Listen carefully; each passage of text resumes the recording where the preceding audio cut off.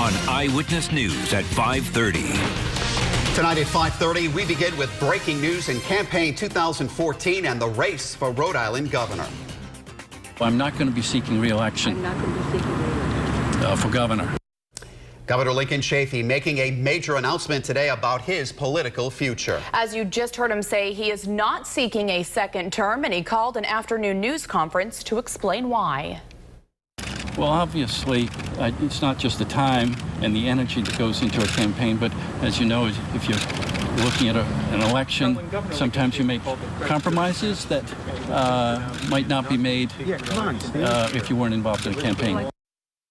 The governor, who recently joined the Democratic Party, says he is not running next year because he wants to devote his time to governing, not campaigning. He says he made the decision after months of talking it over with his family. WPRI.com reporter Ted Nisi was there for today's announcement. Ted, how would you describe today's reaction from the Rhode Island political world? Stunned, I'd say. The reporters, I was standing there at the news conference with the rest of the political press corps in Rhode Island, and we were all shocked. And the reaction from everyone I've spoken to afternoon is they're shocked too. On some level, the writing was on the wall for Lincoln Chafee. He only won office with about a third of the vote back in 2010. His polling numbers have been very weak all through his term of office. His fundraising hasn't been too strong either. Yet people were still planning, especially after he decided to become a Democrat, which happened just in May, that he would be in the Democratic primary. But now he is out. And Ted, Chafee's announcement was less than 4 hours ago, but it's already making national headlines. What are you hearing from Washington? Almost immediately after the governor's announcement, the Cook Political Report, which is a very closely watched forecasting service down in Washington, moved its rating on our governor's race in Rhode Island for 2014 to leans Democratic. They said without Chafee in the mix and with the likely candidates being Angel Taveras and Gina Raimondo, whoever comes out of that race is likely to be a fairly strong candidate for governor, stronger than Chafee would have been. So you're already seeing that fallout from his decision. The election is obviously over a year away. Fundraising is a key role in this whole thing. Who would you say is in the best position right now? That's easy. It has to be Treasurer Gina Raimondo, first-term Democrat. She has close ties to people in the finance world and a national network of people she raises money from, and she now has more than $2 million in her campaign war chest, which is a huge amount of money for a Rhode Island politician. You also see Angel Taveras there on your screen, the first-term mayor of Providence, another Democrat. He's doing well too. He's raised about $700,000, which is pretty good, though it's dwarfed by Raimondo. Other candidates are further behind. So we'll be watching, obviously, in the coming months to see how they and others react to Lincoln Chafee's big decision. Thank you very much. Now, we have reactions been pouring in since today's big announcement. That's right. Rhode Island Congressman David Cicilline sent in this statement. It says, in part, quote, "I join all Rhode Islanders in thanking Governor Lincoln Chafee for nearly 25 years of public service and for all the work he has done as mayor of Warwick, as our United States Senator, and as governor of our state. I have enjoyed working with him and admire his dedication to public service, his integrity, his principled thinking, and his commitment to improving the lives of all who he has represented during his many years of public service." And of course, stay with Eyewitness News for continuing coverage of today's breaking news in the 2014 race for governor of Rhode Island. And coming up new at 6, just hours after announcing he is not seeking re-election, Governor Chafee makes his first public appearance, and Eyewitness News is there with reaction on today's surprising announcement. In other local news coverage tonight, jury selection is now underway in the trial of one of 3 people accused in connection with a deadly bank shooting. Prosecutors say Jose Santiago was the getaway driver on September 20th, 2010. That's the day David Main was shot and killed outside a Woonsocket bank. As we reported, Jason Plew, the accused gunman, reached a plea agreement to avoid the death penalty. A third person charged in the killing, Kelly LaJoy, has pleaded guilty. A motorcycle crash has claimed the life of a Rhode Island man. The Pinpoint News Tracker takes you to River Road in Westport now, where the Fall River Herald reports 51-year-old Michael Jobert of Tiverton was killed on Sunday afternoon. Police say it appears he lost control at a sharp curve and then crashed into nearby woods. They don't know at this point if speed was a factor. Cleanup is underway tonight following yesterday's batch of wild weather. Eyewitness News on Fireside Drive in Barrington today, where crews were working hard to cut down a tree that landed right up against this house. The storm also dumped pea-sized hail in the area. Now, 24 hours later, the sun is shining, but will it last? Chief Meteorologist Tony Petrarca is live in the Pinpoint Weather Yard with more. Hi, Tony. Yes, we should keep it for a while, but boy, what a tremendous change in the air today. Obviously, it is much drier. The humidity has really dropped off. So when you take the moisture out of the air, the humidity, well, it's certainly hard to create any storminess, thunder, and downpours. And live Pinpoint Doppler 12 radar certainly verifies that. In fact, after coming off a stormy day yesterday, today, one of the nicest days of the late summer / early autumn season. So wall-to-wall sunshine in Providence right now. With sunshine, the temperature at 79 with that low humidity coming in now at 44%. So sunset time at 7:12, a gorgeous evening. 7 o'clock at 76, midnight clear skies, temperatures in the upper 60s. Certainly better sleeping weather overnight with very comfortable temperatures. A full 7-day futurecast coming up in just a bit. Now, more on the state's response to yesterday's storm system. We'll check in with Mike Montecalvo and retired Major General Reginald Centracchio. All right, thanks, Tony. Severe weather causing all kinds of problems this week in southern New England. Eyewitness News analyst Lieutenant General Reginald Centracchio is here.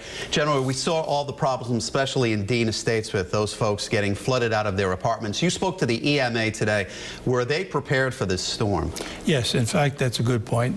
The preparedness that went into this is certainly by the book in accordance with the plan. It was certainly a sharing of information that was, I think, rather successful between Rhode Island and Massachusetts, but specifically in those areas that were affected, meaning the Kent County area and perhaps south of that.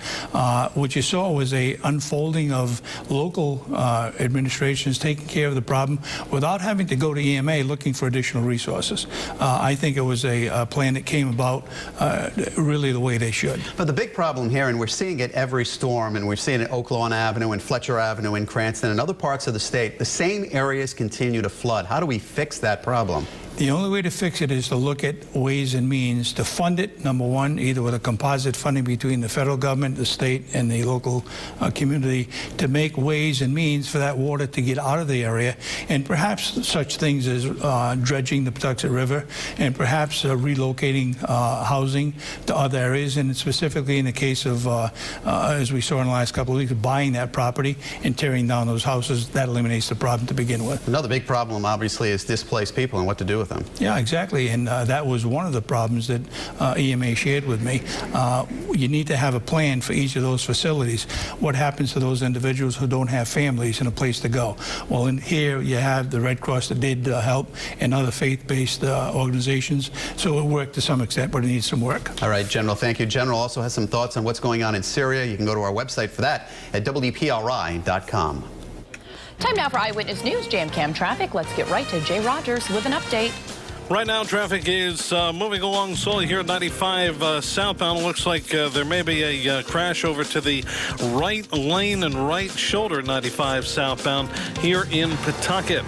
And we're seeing delays in between Broadway and 195. Elsewhere, if you're traveling on the 610, that's moving along slowly. Also, 195 east and west between 95 and the Washington Bridge. Back out to the highways with a look at 146 south, heavy and slow. Mineral Spring Avenue to 95. Live with your JAMCAM traffic, I'm Jay Rogers, Eyewitness News. Thank you, Jay. More coverage you can count on coming up new at 5:30. A New England family wants a judge to ban the Pledge of Allegiance from schools. Find out why. The Golden Arches could soon make its dollar menu in name only, with items costing more than $1. Then new at 6, more on Governor Chafee's stunning announcement that he will not run for re-election. We take an in-depth look at what this means for Rhode Island's political landscape, and the governor makes his first public appearance since that announcement. Now at 5:30, Boston Mayor Tom Menino is apologizing for published remarks he made about the Motor City. During a recent interview with New York Times Magazine, Menino said that Detroit should be blown up and started over.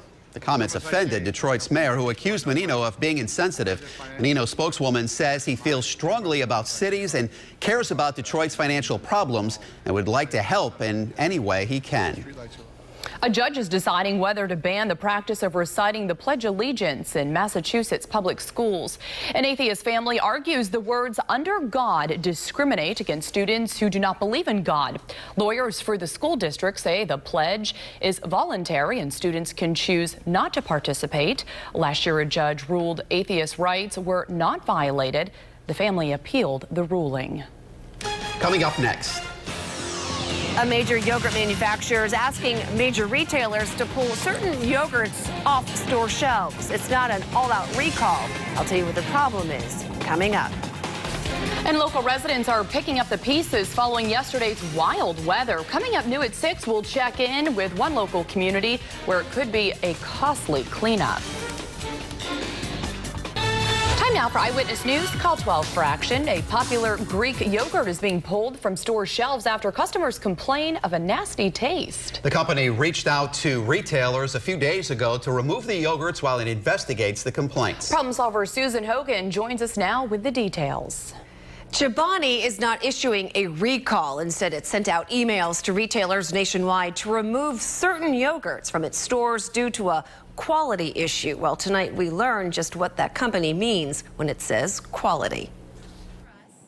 Target store manager Lenny Thompson is checking his shelves, making sure all of the Chobani Greek yogurts affected are no longer available to customers. A little bit unusual, probably happens 2 out of 20 times. Target, along with retailers nationwide, received this email Friday from Chobani asking stores to remove certain containers of Greek yogurts with little explanation as to why. All we know is some sort of quality issue from Chobani's end. Team immediately goes into action. We take the stuff off the shelf, and the stuff is destroyed at store level. How this all started was kind of unusual through social media.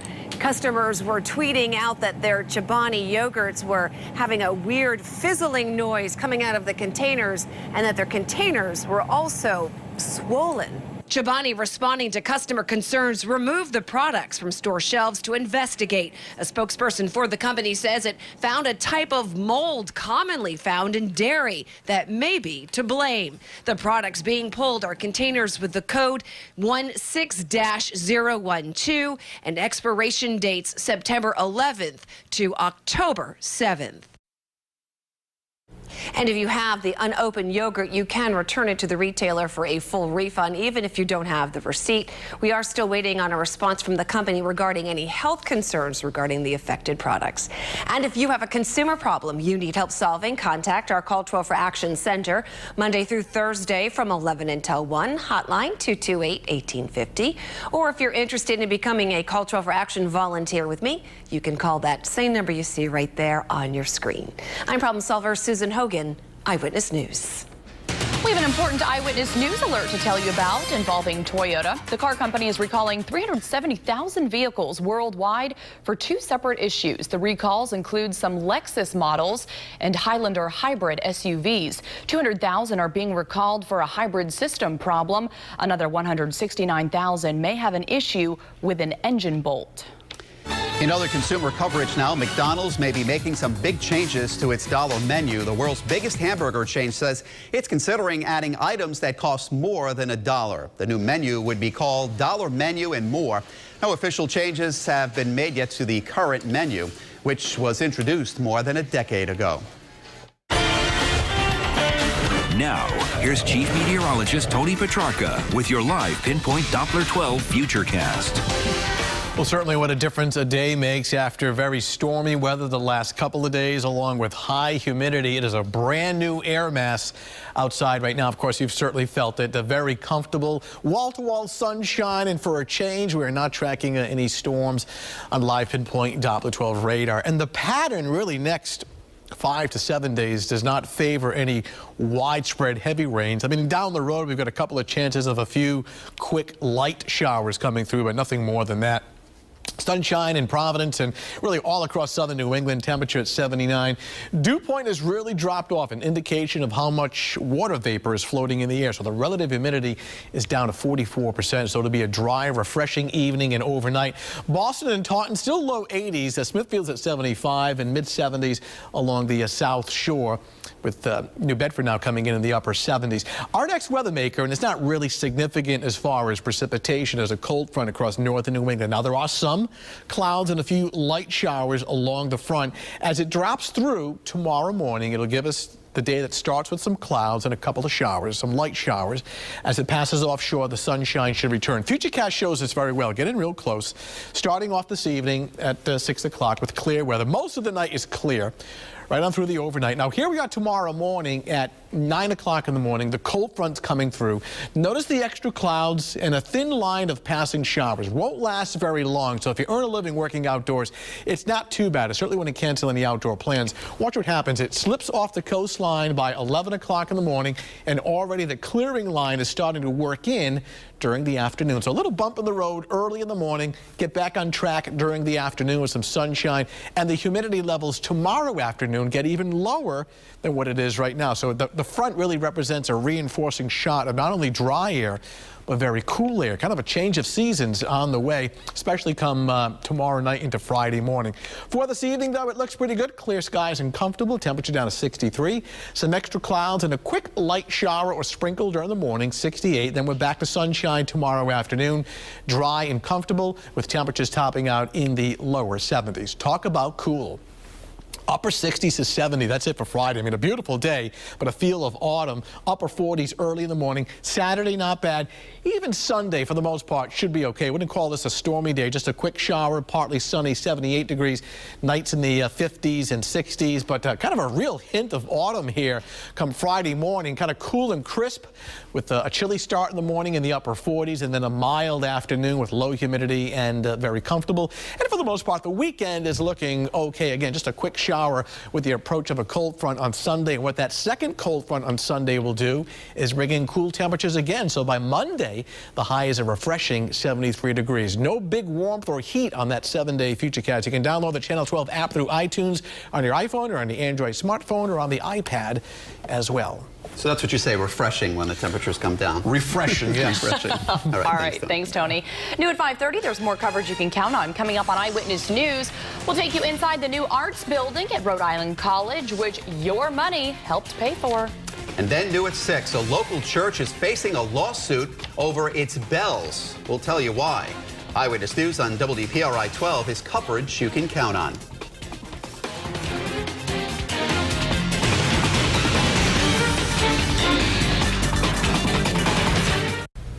This week, Rhode Island taxpayers are able to see their money at work. The faculty at Rhode Island College gave a public tour of their new arts center, built after voters approved a $17 million bond to renovate the existing building. Eyewitness News reporter Shantae Lance has the story that's new at 5:30.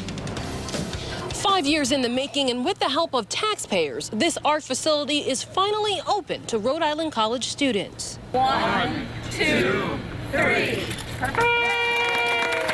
The countdown students and faculty have been waiting for. This day just feels as if it's very much a dream come true for all of us. Rhode Island College President Nancy Cariolo has been pushing for the renovation of this art center since taking office in 2008. I think the facility is gorgeous. Welcome to the new art center. Governor Lincoln Chafee joined faculty and students as they toured the artsy warehouse-styled facility. The hall was built after voters in 2010 approved a $17 million bond to renovate the existing building. When they support us with a bond, they're really supporting the education of Rhode Islanders now and in the future. So that's wonderful to have that kind of support from the public. The art program's main building is called Alex and Annie Hall, named after the Cranston-based jewelry maker. The company pledged $1 million over a period of 10 years. The company's CEO was on hand during the unveiling ceremony. We envisioned what the building might look like, and now here it is. We're very excited. Now that this building has opened, the college president expects student enrollment to rise. Reporting with the Providence Mobile Newsroom, Shantae Lands, Eyewitness News. There's more local coverage ahead on Eyewitness News at 6. Susan Roberts is here now with the stories you'll see new in just a few minutes. And Jennifer, the governor reveals a bombshell today. The Democrat says he's not seeking re-election. Coming up, we're live at the governor's first public event since breaking the news. Plus, those politicians with their eyes on the governor's office weigh in on how today's announcement might affect their plans in 2014.